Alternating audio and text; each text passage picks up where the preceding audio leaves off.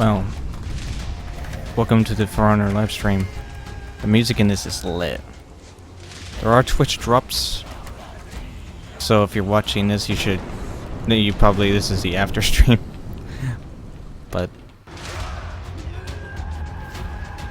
here we go.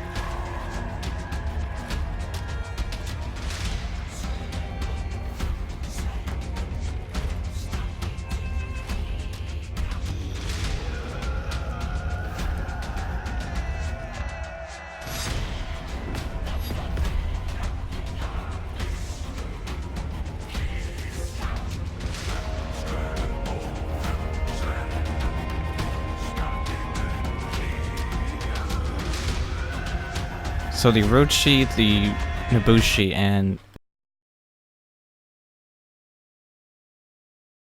he's muted.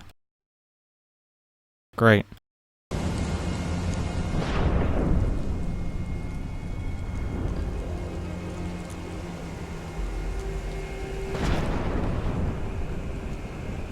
Okay, now we're back. I hope.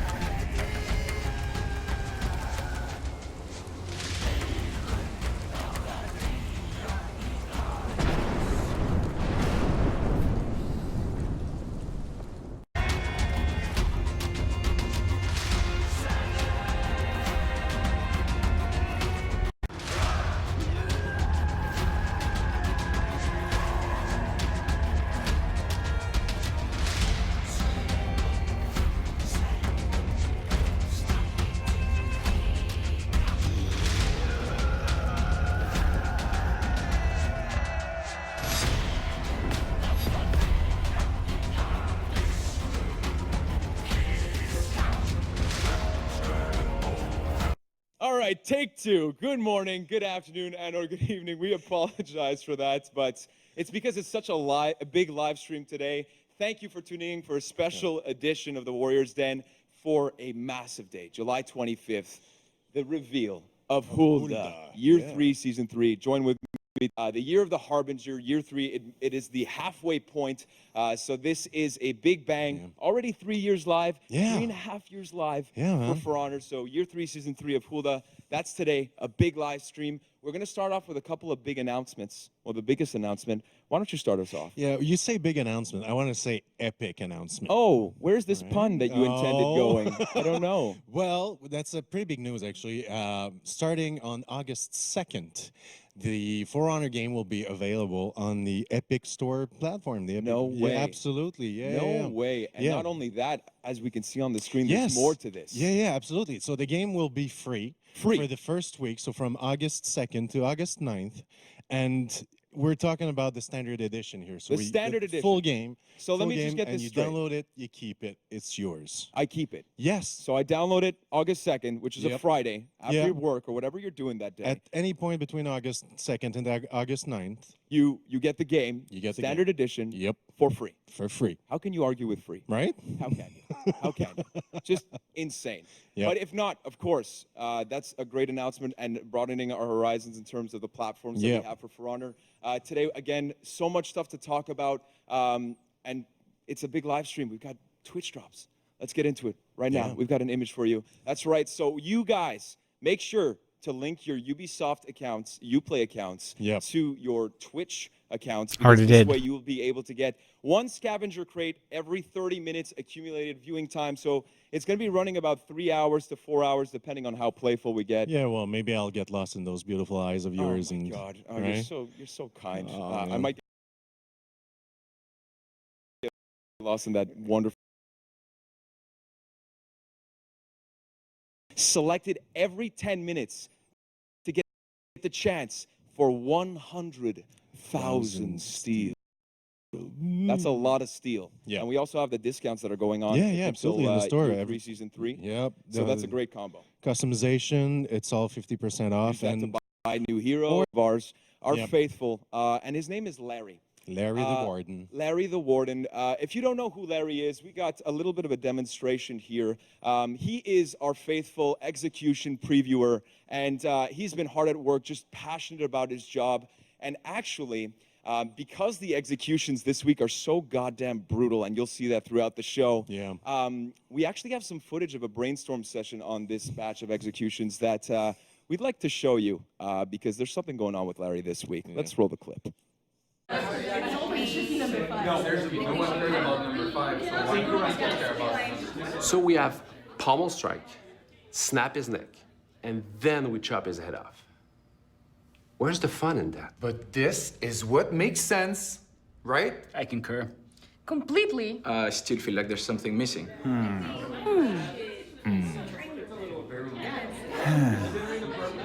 Okay, what about the groin area? Now we're talking!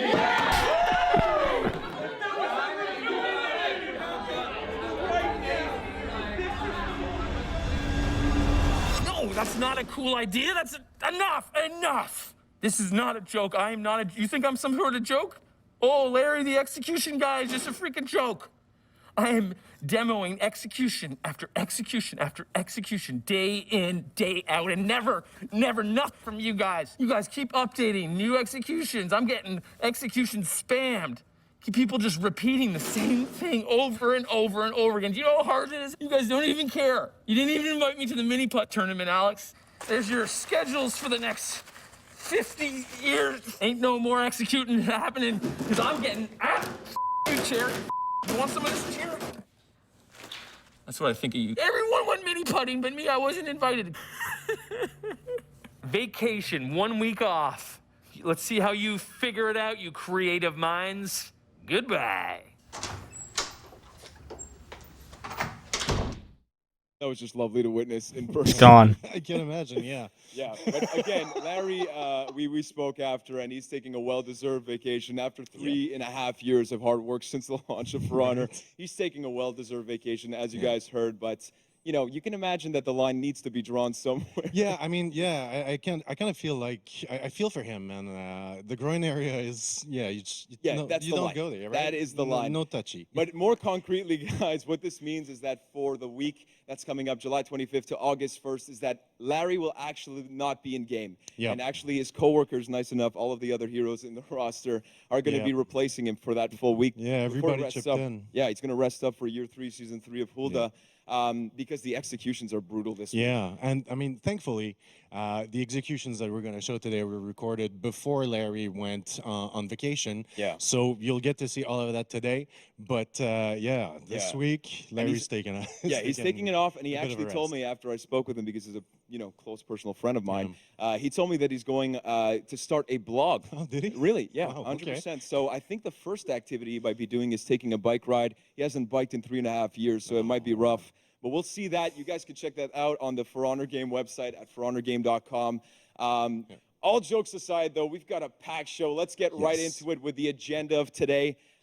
Just so much stuff. So we start off with Meet the Jormungandr. That means armor sets, narrative, meeting Hulda's counterpart. Yes, Who is Gretar. Gretar. Yeah, who's actually named after one of our devs on Yeah, the floor. we'll yeah. see a You will get- Gretar in the spectator mode that you see that you'll get a first look at. So that starts off with meeting the Jormungandr. That's the way you pronounce Absolutely, that. yep. After that, we have Storr Stronghold, or I should say Storr Stronghold, because year 3, season 3 is all about rolling your R's. Yes. All about rolling your R's. Yep. So that is the first breach map since Marching Fire. That's going to be super Yeah, cool. we've We're been gonna have needing a new showcase, breach and then map after that, badly. what we're going to have is exhibition matches with all of our friends from the community here that we have Strippin', Setback, Light Boogie, Marco Yolo, Zero Crack, Kitties, The Arena, Havoc, and a new addition to the caster table, Yeah. Verbalocity, and for some reason still Vivid Naz. Yeah, no one knows why. So we'll see how that goes. When are you guys gonna hit again, me up? After that, we have the spectator mode that we just mentioned that you'll be seeing for the first time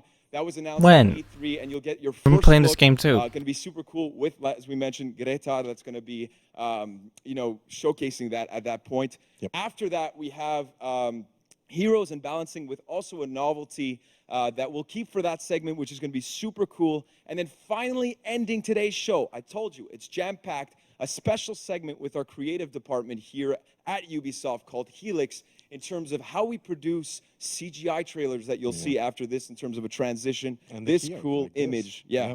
Yep. And it's going to be really great. So all that, we've got a great show for you guys today. Buckle in, make a sandwich, and stick with us. Big Mike is going to be back here with Elise to talk about the narrative for Hulda and Gretar. And so we'll be back after this. Let's kill it, buddy. Let's kill it. We have waited for years. We have bled, devoted our bodies to the great cause. Now the earth stirs, a rumbling cause. Jörmungandr, rise! Bring your wrath, Ragnarök comes.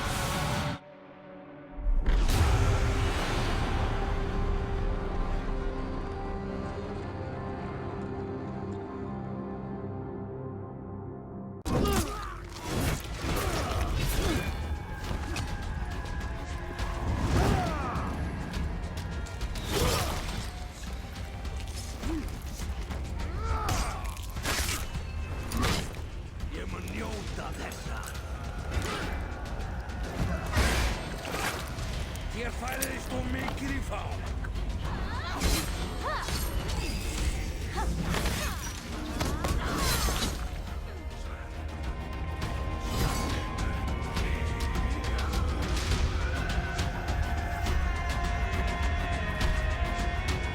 Well, here we go.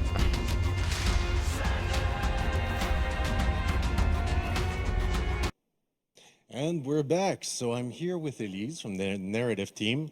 How you doing? Very good, and you? Good, very good. I'm very happy to have you with us. So too. can you tell me a bit about what you do on For Honor? Sure, so I've been working as a game writer on For Honor for a year and a half now. So basically, my day job is mainly listening to death metal, writing creepy backstories, finding weird puns for some naming. But yeah, no, jokes aside, I'm really trying to give the players the right amount of information and lore so they can basically make up their own stories about the characters they're playing. Yeah, to just really flesh them out. Yes. All right. So what's the backstory behind the Jormungandr? So yeah, Who are they? dear Jormungandr. So let me tell you a bit about the genesis of the hero first. Yep. So the team really wanted to have a Viking wielding the hammer for a very long time now. So the narrative team, we did a lot of research about Norse myth, and since there are so many books, TV shows, movies right now Yep. that are using Norse myth in general. So we really, but at the same time, we really wanted to find our own way, to have that kind of hero in For Honor's world. What would that mean, for a Viking to wield such weapon in a world where, like in For Honor, there's been a war for so long, and then especially in the year of the Harbinger, you have this gloomy mood in general because people fear that something really bad is going to happen, maybe another cataclysm, we don't know. So in that case, we reused a bit the myth of Ragnarok. You know the myth of Ragnarok. Yeah, Ragnarok. It's the end of the end of times, basically. It's the end of the world in Norse mythology. Yeah, exactly. Yeah, it's a series of events leading to the end of the world, basically. And one of those famous events is a big battle between Thor, the god of thunder, and the world serpent named Jormungandr. Yep. So most of the Vikings in For Honor know about that myth, obviously, and they know that supposedly both gods die during that battle. What do you mean, supposedly? Supposedly. Well, it's a myth, so you never know. But there's also a smaller group among the Vikings who think otherwise, who have a different theory. Okay. They believe that the first cataclysm of For Honor was a Ragnarok, and at that time Thor did die, but not the serpent. Oh. So that's why they started to worship such god and form a cult based on that. So they go through sort of initiation rites that's something very gruesome, just so that only the strongest will survive. Yep. And then after that, they get to wield the war hammer, as we say. Wow. So after defeating Thor, basically, Yes. Jormungandr stole Mjolnir, and it's quite a it's flipping the bird. Yeah, exactly. No, it's a, you know, in Nice hammer, I'll take it. yeah, absolutely. But with all these myths, there's always so many versions of the same myth, and especially in Norse mythology, we don't have like a canonic version of what the myth was actually. So that's why we've been toying with that and trying to find our own twist around that myth. Oh, that's a pretty cool background. Yep. So, Hulda. Yeah. What Sweet what Hulda. can you tell me about her? Sweet Hulda. So she's Sweet Hulda, yeah, yeah. no, she's one of my favorites. So, what can I say? She looks very sweet. I bet Yes, she's great at she parties. is. Oh yeah, the type who would crash at your party and get hammered, I guess. Most likely. Yeah. Anyway, so she became famous actually because one day, so in that Viking village, there was a group of villagers who tried to find shelter in a Jormungandr temple, and they sort of like pretended they worshipped the god, but not really. They just wanted protection. But when Hulda saw that, she deemed them like unworthy. It was like those hypocrites, they were weak. They deserve to die. So she massacred them all. So she killed her. Cool. Exactly. Yeah. Okay. Yeah. She didn't care that they were Vikings. They were just weak, and they had to die. So following that, there was sort of an epiphany moment for her because there was sort of a big wave that rose from the sea and then washed away all the bodies. Okay. So that moment for her, like, settled her journey. Like, she saw that as a sign from the god that she needed to join the Vikings and enter the battlefield. Wow. Okay. So Jormungandr is sending waves to Yeah. to tell her, yeah, that's right. Yeah, You there's go- definitely you go out, girl. a whole theme around the sea and the waves and how since the world of Foreigner is torn at the moment by many catastrophes and so including in sort of tsunamis. Yep. It's kind of their way of justifying that. So yeah. Yeah, great. And I mean, obviously, she's not the only playable No, version absolutely. of the So, yeah, as Jormungandr. usual- There's the male. Yeah, you male have also counterpart. Greta, so not Yeah. spectator mode Greta, the other one.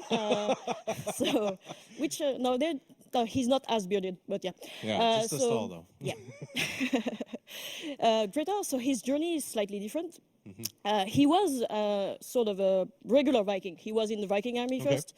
But then he changed his mind one day because when he fought the knights during a big battle, he thought that all hope was lost. The knights were crushing them, and there could only be a miracle for him, like to save him and to maybe win that battle. And the miracle actually came from the Jormungandr. They suddenly appeared on the battlefield, and again there was a big wave that came and crashed upon the knights, and that's how they won the big battle. A lot of waves. that day. Okay. A lot of So water. witnessing that, Greta decided to just forget his old ways and embrace the cult, become one of the Jormungandr himself. Wow. Well, that's a pretty cool background. Yep. All right. Well, thank you. If you want to read more about them, there are the bios on the website as usual. On the for website. sure. Yep, absolutely. But yeah, that's mostly it for Right on. All right. Well, thank you very much, Elise. Thank you for having me. And now that we have the backstory for those guys, how about we go and have a look at the outfits? Yeah, and how they armor call set the for week. them. Yeah. So right after this, how they call no place for the week with the Jormungandr. No. So after this, with Christian, Andrew, and Anthony, we'll be looking at the outfits of the new character. Yeah, they look super cool. And the new armor. Yeah, absolutely. So thank you again. Thank you.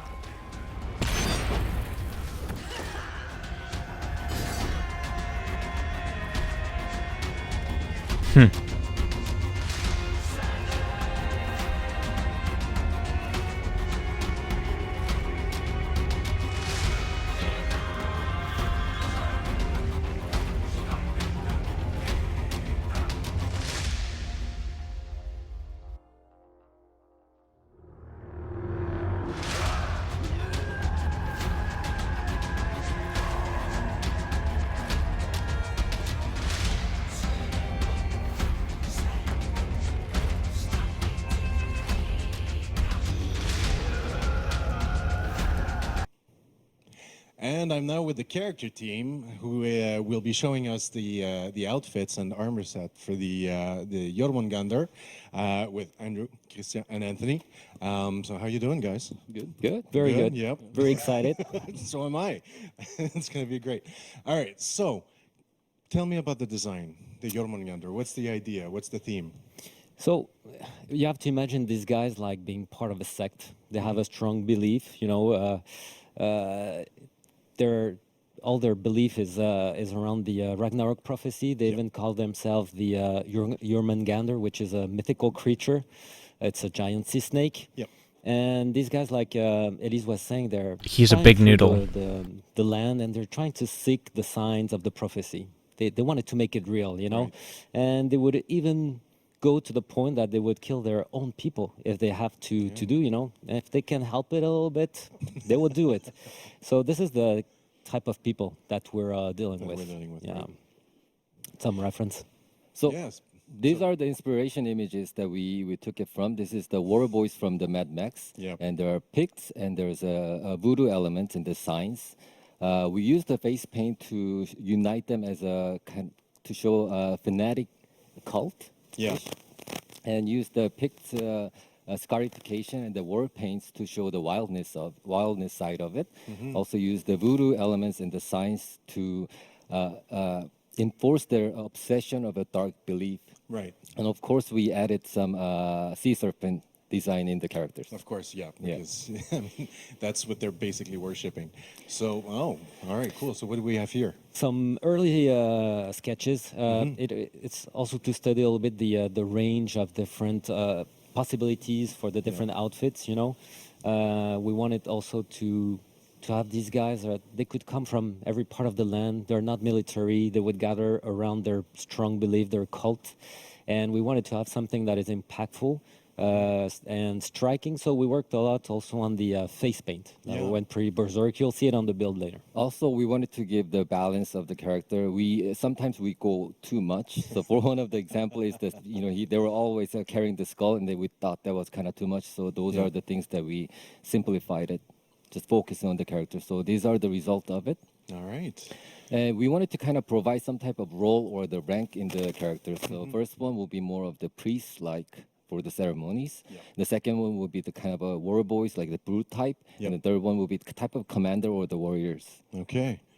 Wow. So, wow. Okay. So yeah. So you can do a lot of different customization with this character. How do you get there? Like, how many face paint options do you have? Where can you go with this?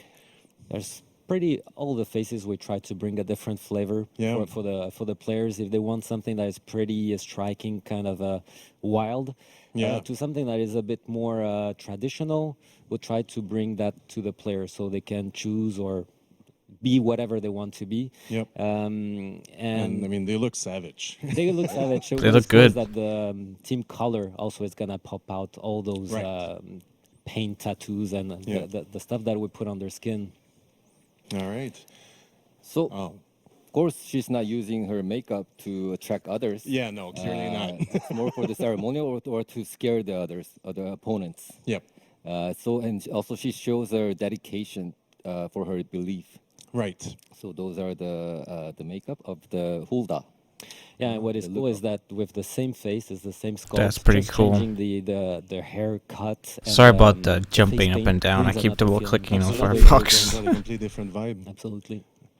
And Greta, we wanted to give the face of a kind of powerful and strong.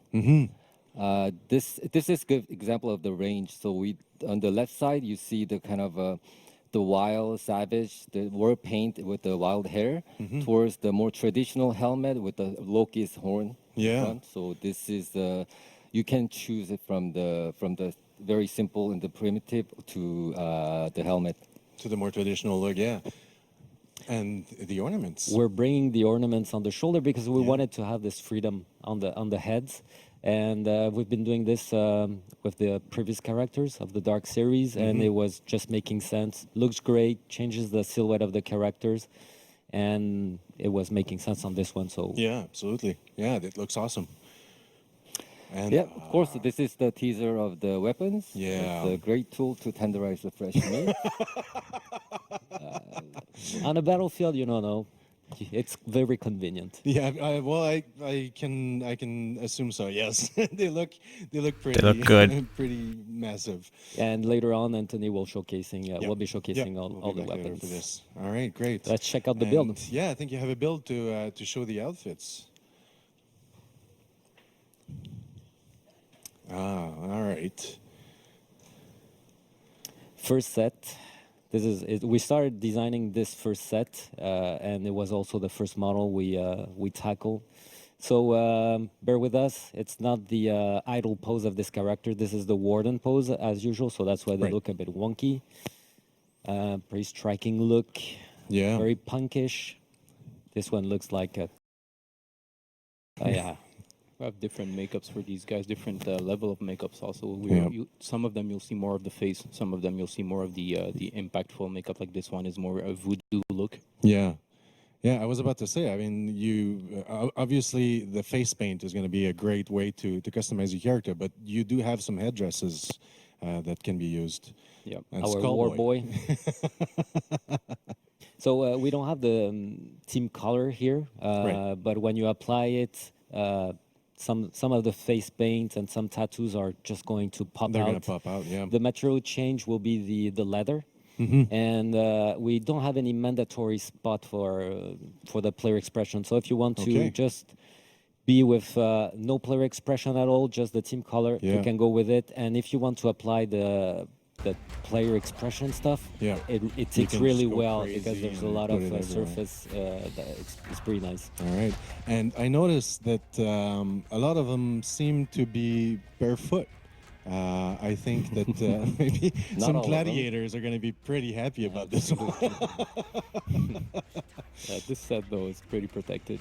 Yeah, I'm very happy with the result because we gave the good range of the usage of the materials starting from the beginning. Like you see the very light fabric coat to well protected leather armors, and also different variations of the head towards the helmets. Yeah, you absolutely. Can see this is the Loki's helmet. And actually, that's a great tie-in because Loki is actually Jormungandr's father.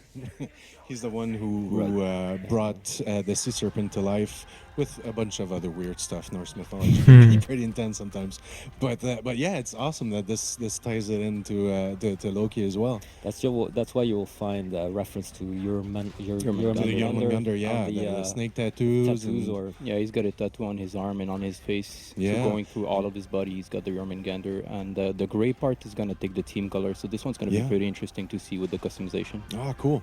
And you mentioned some scarification as well. Do yeah, have, there is. Maybe an example of that? Example of it. Yeah. On the arm here. Right. Yeah, so you have that reptile look, the scales, the scale look, and the gray part, same thing, same idea. Is going to take some material change, some team color change. Sorry. All right. This one has a super villain look. Yeah. Well, it is the Jormungandr. There you have it, the world serpent right there. All right. Well, that's great. All right. Well, thank you very much for this, guys. A pleasure. Always great to have you on. Thanks. And Anthony will be seeing you later for the weapons. Sure. So we'll be coming right back after this for the next segment. the fight demo. Yeah, absolutely. Yeah. Wow. How could I forget? So, yes, we saw the look. We have the story. Now we're going to see gameplay. I hope you guys are ready for this because it's hammer time. All right.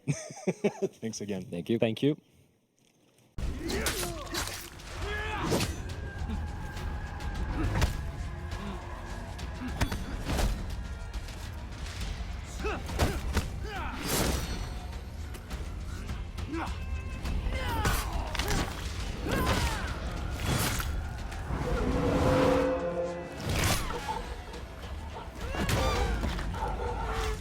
Don't ask why there's a squeaky noise.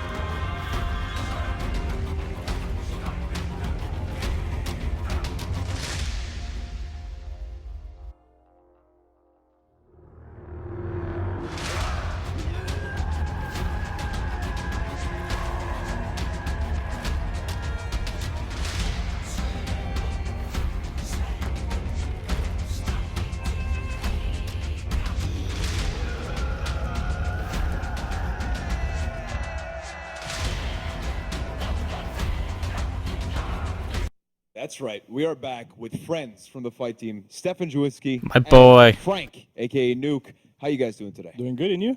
I'm doing great. This season is hype, and right now we're going to be showing gameplay. So yeah, I'm doing great. Thank you for asking, Frank. All jokes aside, guys, before we get into in-game, can you give us an overall description of the Jormungandr? Can you, like, 3 words? You want 3 words? Yeah, please. In season 3 of year 3, you want 3 words to Yes, describe this hero? exactly, Stefan. All right, can we do it? Let's say stamina freaking monster. Stamina freaking monster. So these 3 words are together, is what you're saying. That's right, the 3 as a whole. I like it. Yes. I like it. So I found another why, word for you. Yeah. So why is the Jormungandr a stamina freaking monster? So she's got a game plan that she wants to pull off in her fight kit.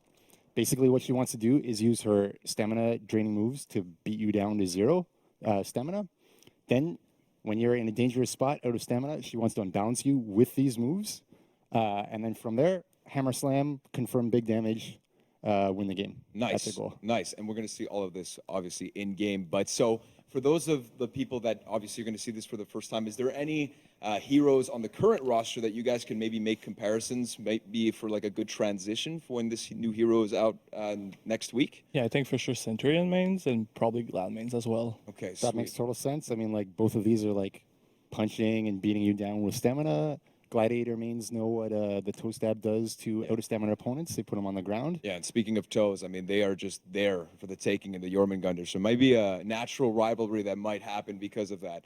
But let's dive right into it. Let's go in-game and see a first taste of the Jormungandr. Look at this. Beautiful. So Greatar, Hulda, the male counterpart here, Greatar, that is going to be the opponent. Of course, an emote. Let's get right into it. Perfect. So fight kit, let's start with the basics. It's 2 hit chains with these characters. Light, light, light, heavy, heavy, light, heavy, heavy. Any combo you want, any order you want. You'll see that each of these has a bit of a property to it. The heavies here have uninterruptible stance, sometimes aka hyper armor, sometimes aka super armor, sometimes aka special for honor armor. Well, thank you for listing all of those out. Yeah. I love it. The bonky noises, I love it. On the opener, and the unblockable is finisher. The finisher is unblockable. Yes. Here we're seeing the lights. These are enhanced lights. You see that they are not stopped on block. Okay. The Jormungandr can continue her chain even when blocked. So I guess this is the pressure that you want to be sustaining through that. That's the goal right there. Exactly. We also see that the light finisher is undodgeable, and we'll see why that's cool a little bit later on.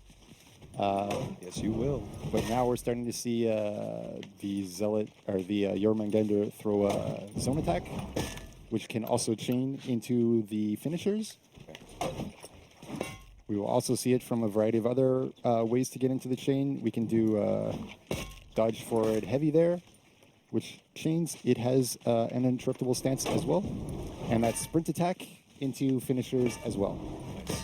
So whatever the Zealot or the Jormungandr can throw, chains to finishers. Sweet. So maybe we should take a look at the moveset. So those of you watching right now, maybe you guys can get ready for a little screen grab so you guys can take a look of the whole picture of the moveset here. But can you literally describe a little bit more in detail what we see here right now? Okay, cool. So right now we've shown you the most basic stuff, the bread and butter that the character wants to do that is not too different from everyone else. Each one has its own special properties, which is cool.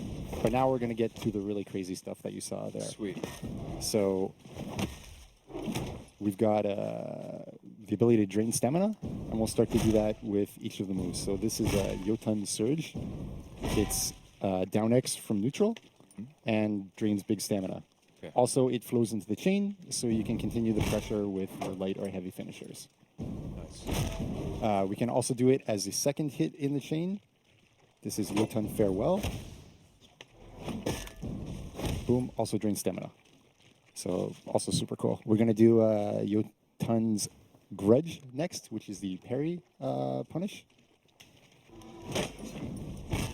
Excellent parry there, Frank. Thank you. Nice work, yes. Yeah, so excellent. X after... I wish I could do that. After the parry, Practice. it drains stamina, and it flows as well into the chain. And then finally, we've got a guard break, Jotun's Gift. Sweet. So there, you're pressing the light attack button. You get a free melee, which flows into your free light finisher. Or you could have also done light for the melee attack, followed by throw. Awesome. And so, in terms like right now, we're looking at specifically what the Jormungandr can do in a duel situation. But do you guys see the Jormungandr playing a specific role on the team? Yeah, I mean, there's a couple things that Jormungandr can do here. As a heavy class, we'll see between the opening heavy having the uninterruptible stance, and the feats later on we'll see give a lot of survivability to the character.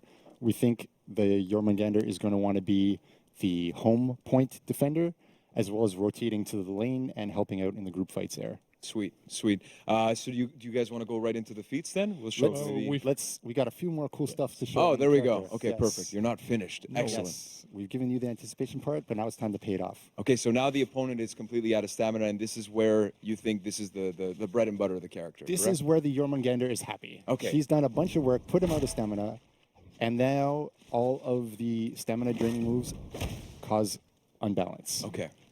Why is that cool? What if we could do something that caused damage after that? Yes. Ah, I see. And now this is where the similarities might come in with the Centurion, I believe, right? Exactly. It's put him to the floor, get your big damage punish, be a very happy character. Nice. So here we can see it. We're going from each of the options. So throw into Hammer Slam. We can do throw X into Hammer, or sorry, DD X into Hammer Slam. That was down X into heavy into Hammer Slam. Sorry. That does it there. I'll do the parry. It would have put him down anyway, but as you saw there, but we could also do X, which is super cool if the opponent drains, or your parry drains the stamina to 0, the X move after will put them to the floor. Ah, okay. Which is super cool. So it's when the stamina bar is at a low point there, that's where you can capitalize on that specific move. Exactly. So Hammer Slam, Hammer Slam, Hammer Slam. We can do Heavy Finisher. Let's do that one. Also causes unbalance when the opponent's out of stamina. Also brings you to Hammer Slam. Anything we're missing? One more, I think. Let's do it. All right.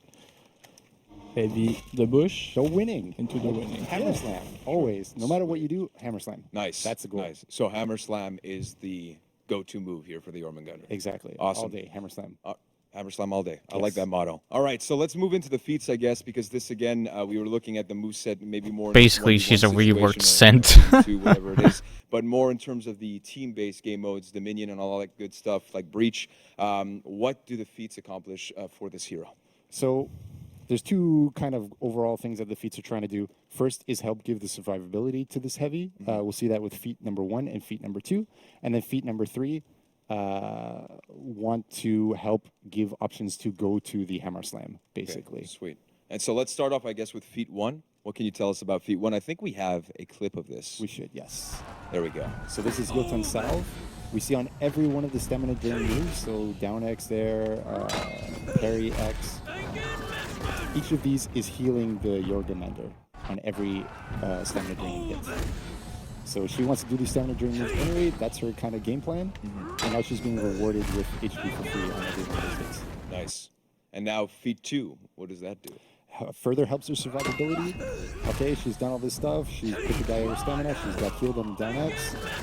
Hammer Slam, temporary shield bonus. Okay. As you see there, when the Hammer Slam is pulled off. Okay, so it needs to happen. It needs to be a Hammer Slam. Exactly. So here it is, coming, boom.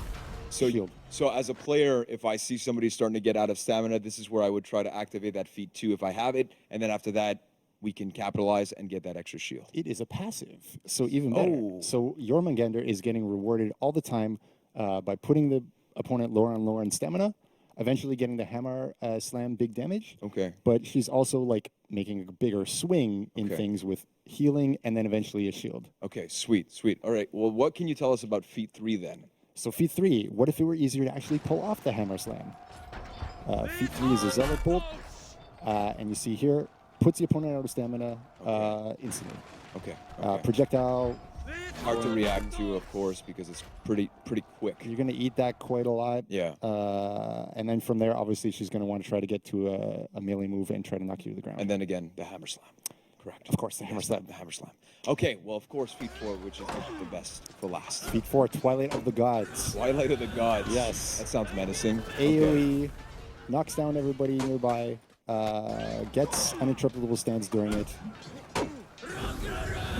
Here, Boom, wrecks them both. Gets a Hammer Slam, gets her shield as her tier 2 feat. So all complements each other. Everything makes sense. There's synergy, right? Yeah. Like her fight kit and her feat kit build her towards her game plan all the time. Yeah, and so I see the similarity in the Feat 4, which is kind of like the Hitakiri, but it's a bit different because it's on one opponent where she does that crazy backflip, well, it's not a hammer, but it's the Masakari slam, I want to call it. But here's on a specific hero, but this one here is for the AoE, as you mentioned. So all of the heroes within her radius.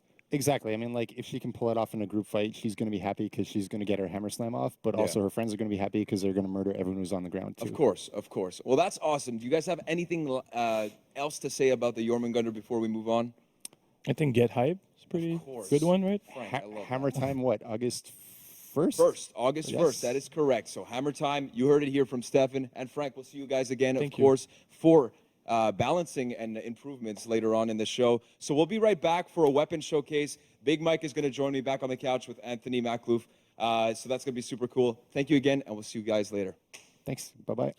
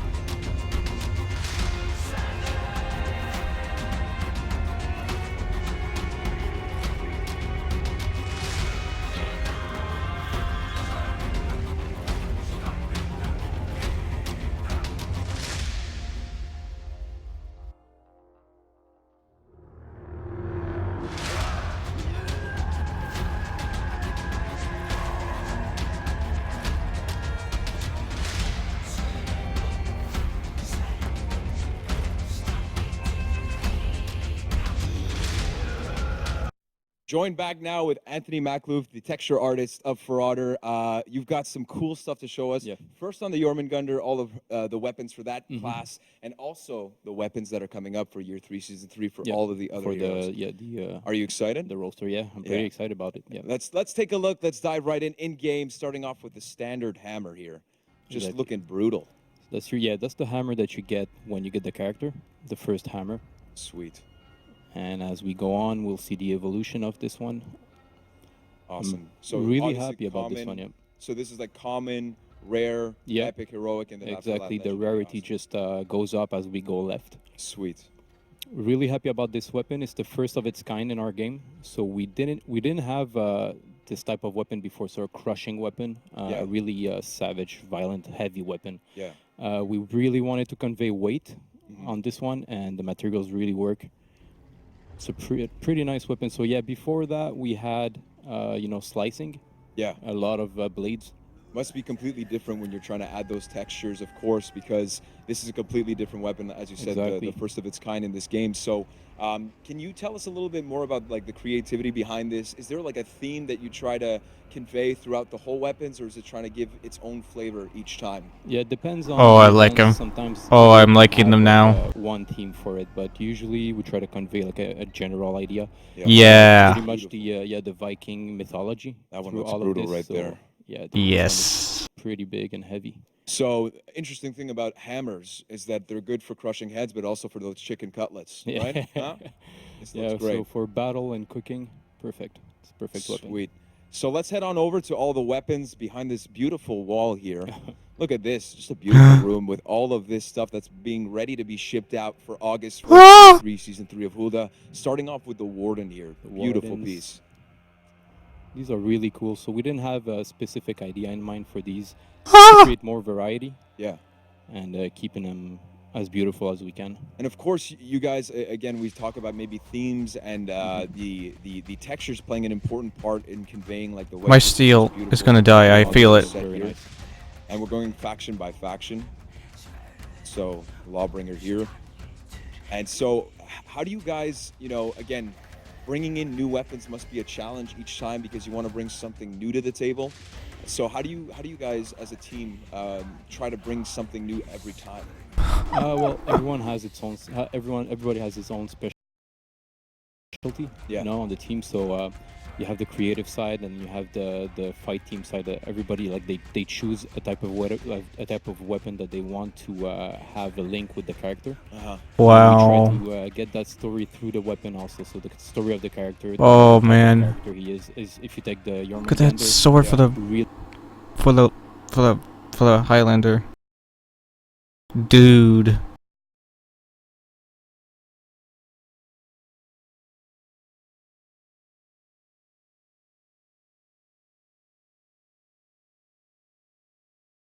Yang that we can see in some of these weapons, like right here, Berserker. The two wolves Yeah. from the mythology. Oh, sweet. Yeah. Sweet. This one is just pretty beautiful here. Yeah, this one is really Big cool. Mike, who is a Warlord main, said that this one is his favorite, of course, but really It's a nice sweet with weapon, the emerald green there. Beautiful for the Raider here.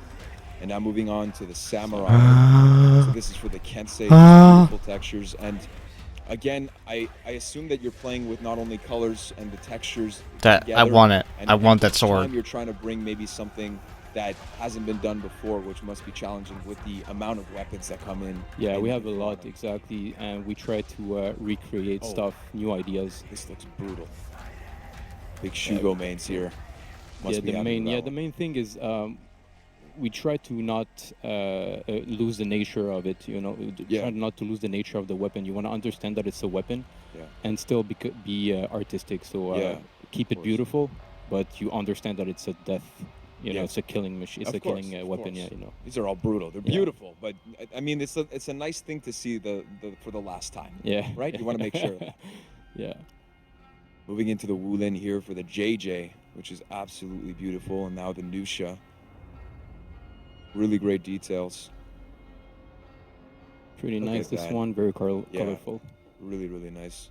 The Shaolin monk here.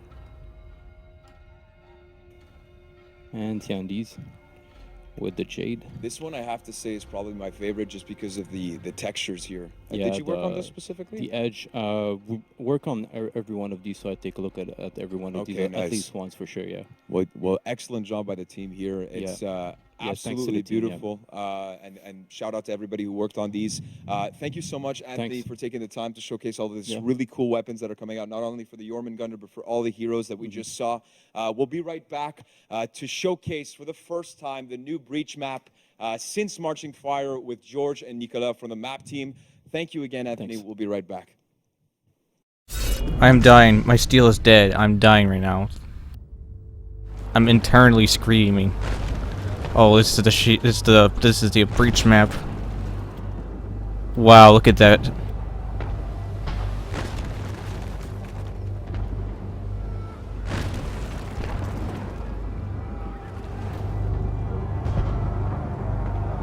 It's about time we got a breach map.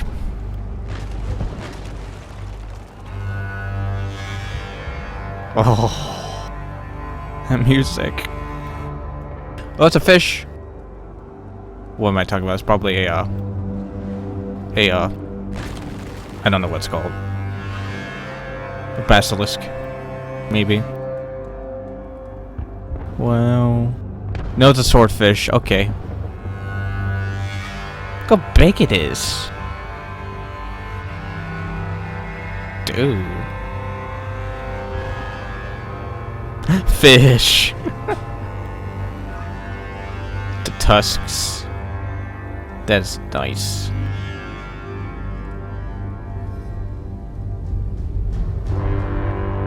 Wow.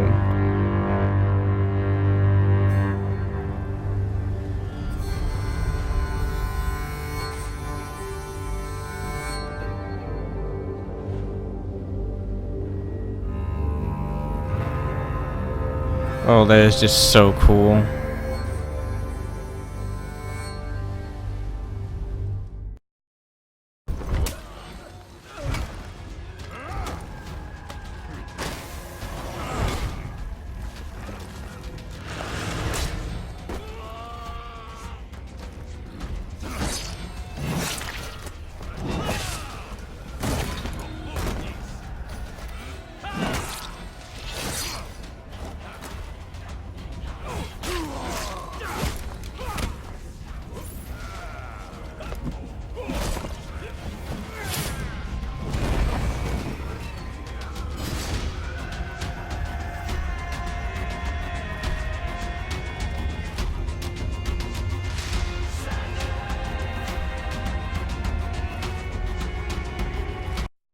Joined back now with our map representatives from the team of For Honor. Welcome to the show, Nicolas and George. How you guys doing today? Great. Glad to be here. It's an exciting time. First breach map since the Marching Fire release. What can you tell us overall about this map? Maybe the intentions when starting off from, a kickoff meeting and coming up to what we see today as a final product. Yeah, you will see plenty of new things in this map. First, I can talk about the inspiration. Basically, George is going to show us a bit the map, but we got the inspiration from the Viking mythology, and more precisely the Jormungandr, like the legend of the Jormungandr. So basically, the story of this map is that we started with this idea that our Vikings, when they first landed on this island, because you're gonna see it's an island, they thought that the Jormungandr, which is like the giant world snake, was sleeping underneath that island. Why? Because you will see it's a very rocky and spiky. That is so cool. So all these spikes, they believed that they were actually the scales of the snake. And so at this point, they decided to build a fort on this island to actually practicing their cult. Yeah. And you will see more in depth inside the map what does it mean. But so they raised these giant walls. Yeah. And they also, they're preparing for Ragnarok, the end of the world. Exactly. So the rise of the Jormungandr. And it's pretty obvious when you get deeper inside the map. So we just George just showed us the first phase, and now we are going toward the CP1 with the first boost that George can talk about. Yeah. So are there any specificities in terms of phase 1 here that you can maybe point out for the players when they are going to be able to experience this for the first time? Yeah, absolutely. I mean, this is since, as you said, it's our first map since the release of our initial 3. So we had a chance to look at a lot of data from what people like. Data. What worked well in those maps. And we used a lot of the ideas that we thought were most successful to work on this new map. For example, some of the verticality we had, we wanted to get the real sense of being apart from the main lane if you're up on the side lane. We're seeing here the first capture point, which is a boathouse, and it connects to the healing zone, which is underneath, through a couple different routes. We always want sort of ease of access for players to be able to shift back and forth to all the points of interest in the map as the objectives evolve as we're playing through. And you can see these big spikes, that they thought were the top of the monster, basically. Yeah. And here we're moving up into second capture point. You can see a shield boost to the side. The archer's set up here on the right. Not much to say about this zone, pretty standard. It has an obstacle in the middle. It gives you views of the main lane, and again, quick accesses. There's a zip line just here on the right side that'll get you back down if you need to be. And here we're coming up on the cauldron space. The first contested area at some point when the ram gets there, right? Exactly. So this is the last stand at the outer gatehouse where defenders are trying to keep the ram from breaking that gate. Yeah. You can mention that there's a room underneath that gate. Yeah, there's an access room underneath the gate, and there are several places in the map where we have lattice work like that, wooden, so you can actually look up or down from the two areas to kind of see what's going on above you or below. Here we're coming up towards the defender spawn. We have a catwalk access on the right there that'll take you right over to the cauldron and to the second capture point. And then a couple of drop axes, down zip line down to the main lane. Here you can see all the armada in the backdrop. You really feel that you are surrounded by all the enemies, which is nice because that's new. We don't have that feeling on the other breach maps. Awesome. Here's the ballista position in phase 1. It has good sight lines on both capture points. Gotta be careful, guys. Gotta be careful with that ballista. Yeah, absolutely. And something we did in this map that was a bit of a twist on what we've done before is having really accessible and visible shield banner locations. So we're about to get to where the shield banner is in phase 1. So assuming this is coming from all of the data that you analyzed and seeing like what worked well, is there any similarities in the other maps that you see specifically in phase 1 that you can maybe? Yeah, I mean the ideas of verticality from whatchamacallit, Walled City was very important to us to get in here. And then we'll see some stuff as well in phase 2 that we took from some of the other maps. Awesome. It's a combination of looking at the data. We've got heat maps on where most of the action is happening, where most deaths are happening. And also player feedback, keeping an eye on Reddit or whatever, what people think about the maps. here we find ourselves at the gate heading into phase 2. Imagine the gate. Yeah, Yeah, of course. You don't just and- magically go through it. You have to beat it with a ram. Yeah. You guys know that. So what can you tell us about phase 2 as we enter here in this area? Well, I'd say Fish. Here we have a beautiful capture point 4, which is a fishing station. I would love And if you of could course, drop can't a have fish prawn on and them. swordfish, That'd be amazing. hanging Of around. course not. So yeah, really nice work on this. This is the first capture point. It's got a unique or somewhat unique thing that I was trying to do in this map is have some non-death ledges. So it's a ledge where you can get knocked out of the capture point. For you, George. But Oh, look at that. Look at beautiful. Might be a new weapon at some point. Who knows? You know, the punishment of getting pushed off a ledge and having to wait for a respawn or losing a ticket or whatever, that's pretty strong. You know, so we try to avoid that in a lot of places. But if we could have a gameplay of pushing you off a ledge, so that you then are knocked out of the capture point or just delays your capture of it, I think is interesting. So we use that in a few places in this map. And here we're approaching the gallows, which is the exterior of the prison. Yeah, the is behind front of us the here. prison. And this is the second capture point in this phase, capture point 5. So here's another idea we took from the previous breach maps, was to use a bridge to cross over between the side lane and the other side of the map.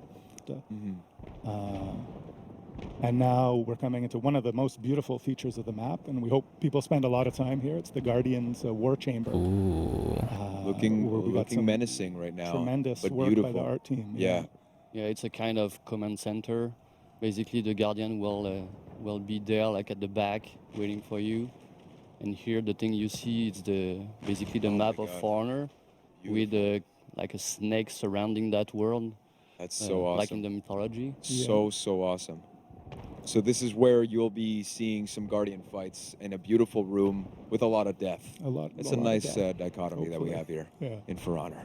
So one of the things we were trying to do was do a lot of a contrast between exterior and interior spaces. You will see it along the side lane, but this is a good example of it as well, where we've got good exterior fight spaces and good interior ones, and it gives you a sense of visual variety to move between the two. Of course. It also helps orient you and remind you of where you are on the map. And playing around with sight lines and landmarking and stuff like that is a good way to guide players through the map so that it flows naturally for them. So here's the area underneath the gallows. This is a sort of a catacomb area, and we're heading into this really cool prison. This is where the healing boost is in this phase. You know, Really this nice. is loosely based on an actual The prison. Fort out there. Boyard style, architectural style, you know. Yeah. The art team, Basically, it's where they make their enemy prisoners before they actually execute them as offering for what they think is the creature. That's deep, to say the least. Yeah. But obviously, just visually, this map is just breathtaking. And again, as you say, you take a look at all the bones and the recreation of the Jormungandr, the snake, that we can see presently, and then moving in here. I mean, that's going to be in phase 3. Maybe we'll show that later. Good look at that later, Because that's some really cool stuff. But here, I'm assuming, is where there's going to be the cauldron area where there's going to be a lot of contested battles right here. We have a ladder to get you up from the docking area quickly to the cauldron. Now, you'll see this is a much bigger cauldron space than in phase 1. It gives an opportunity for defenders really to make a last stand, try and protect their commander before moving into phase 3. But before we dip into there, we're going to check out the defender spawn overlooking the map. It's just here on the right side. And we're always trying to offer several options for defenders because the way we see it, sort of attackers are pushing the action, and defenders always need to be able to respond to those things. So a defender can take the zip line down or a ladder back down to the docking area, or even continue on further into the map, take the bridge across, or jump on the ballista. Nice. And now we're going to head into phase 3 by going magically through this door. Just of course. imagine this, Beautiful door. shattering. It's going to shatter at some point. Actually, a lot in year 3, season 3 of Hulda. So, and now this is what you were talking about, right, Nico? Is that this is maybe the recreation of what the Jormungandr represents for the Vikings Exactly. faction. They really try, since they really believe in that creature. They try to replicate it with what they had, around them. So basically, they took whale bones and skeletons, anything they had to make that huge sculpture of that snake. menacing. Cool. Yeah. So obviously it's not accurate because they never really saw it, but Yeah. that's what they think it looks like. So yeah, we just flew by the ballista position in phase 3, which allows players to sort of control the main lane minion flow and hopefully get the commander to leave his sort of safe point and be able to take some shots at him. You see that they painted also the creature on the ground, which is the kind of like a sacrificial, arena. Exactly, and we're moving into more of a village area. This is the Thor's Hof Chapel, and the bottom floor is your healing zone, and the top floor is the capture point for this area. There's a unique gameplay feature in this map that we haven't seen before, which is a shortcut door that can be opened by a lever. It could be opened or closed, and that'll give you a quicker access to the healing zone. Is it lethal? It's not lethal, but what could be lethal is getting locked in there with a bunch of enemies, for example. I see. So either team can kind of take advantage of it depending on the flow of battle. So I'm really interested to see what happens when people are playing it live. Awesome. And so the commander would be at the middle here, the bottom point here, right just in front of the Jormungandr recreation. He's kind of protecting this last gate before. It's just a massive snake all the way down to the peak there with all the On stones. the right side, you can see the altar where they actually drop those guys in the ocean for the creature. Yeah, that's crazy. Yeah, that's it. Awesome. So that basically wraps it up for the Storr Stronghold, or I should say Storr, because Storr. it's all about rolling R's With and your year Viking threes. accent. Of course, of course. You're Well, thank famous. you so much, guys. And actually, you guys will be able to check it out live in action because we got exhibition matches coming up. And for that, I have to be throwing it off to our casters again. We've got a new addition with Mr. Verbalocity, who will be joining the man who will return onion soup for being too oniony, Mr. Vibin Nas. Take it away, boys.